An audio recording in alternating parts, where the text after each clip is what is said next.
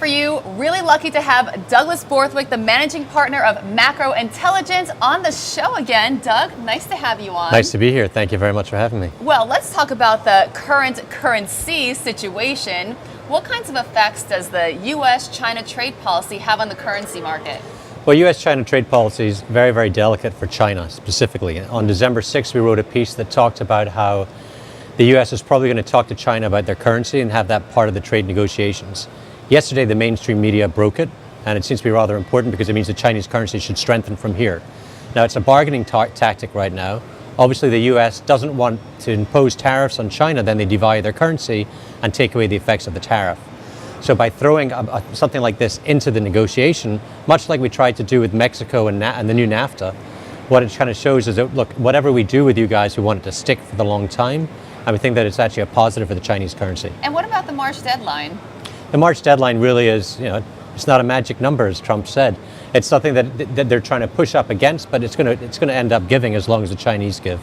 How strong are the central banks right now? In terms of, are they prepared for a recession? Well, certainly the Fed has plenty of firepower. They get 225 basis points that they can cut rates on. They've got a balance sheet that sure the minutes are going to talk about where they could turn around and say to the balance sheet, we're not going to do quantitative tightening anymore. We're going to do quantitative easing again, or we're going to stop altogether. So the Fed has plenty of room. The PBOC's now been expanding loans into all of the banks there and saying, like, push out these loans to small businesses throughout China. They're also expected to cut rates soon because there's two different interest rates in China. One of the rates much, much higher than the other. Looks like they'll cut maybe by 100 basis points so they can cut easily. The ECB has now been talking about TLTROs and coming back and using these as well. And so the central banks have a lot more powder on the sideline than I think most people are expecting. So if there's a global financial crisis, they're postured okay? Certainly. During the Asian crisis, when Asia blew up, the Fed just cut rates by 75 basis points. So they've got plenty of room. This is where Makro Intelligence really blows my mind. I mean, you called Brexit, you called Trump getting elected, you called the weak dollar policy. How do you utilize that in your strategy? Well, it's interesting. We've since started a company called Makro Intelligence, as you bring up.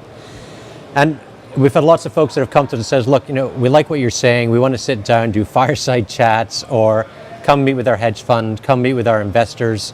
Folks that just want to get a better understanding of what's going on in the macro world on a one-to-one basis where they can ask questions.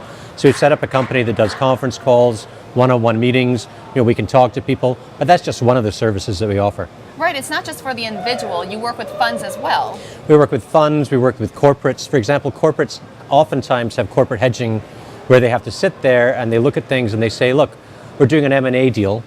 In the next 6 months to 9 months, we need to buy 500 million euros. Sorry.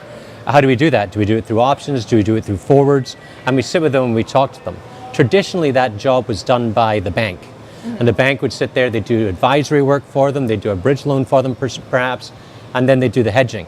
And we think that the way the market's going is they'll probably take that hedging part off of the bank that's doing the advising, and that's where we come in as an advisor. And I'm sure that helps with liquidity. Well, certainly we can help them with liquidity. We can direct them to where they should go, and based on our knowledge of who has the best prices in vol at one bank versus another, or in interest rates, who's probably going to have a tighter price, and we can go around and we can search that for the corporate. Right. How important is the global reach for the foreign exchange market? Global reach is very important. There's another business that we have where folks have come to us and they've said, look, we want you to sell the price feed that we have, or we want you to sell the new technology that we have. We wanted to get it out there.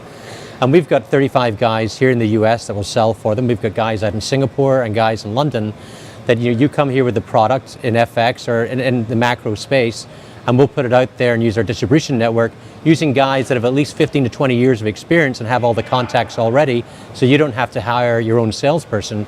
Outsource that sales to us and we'll take care of it. Well, Doug, I have to say you're one of my favorite follows on Twitter. The way you explain Makro Intelligence, you make it so simple for everyone, especially me. So how do we stay on board and how do we follow you?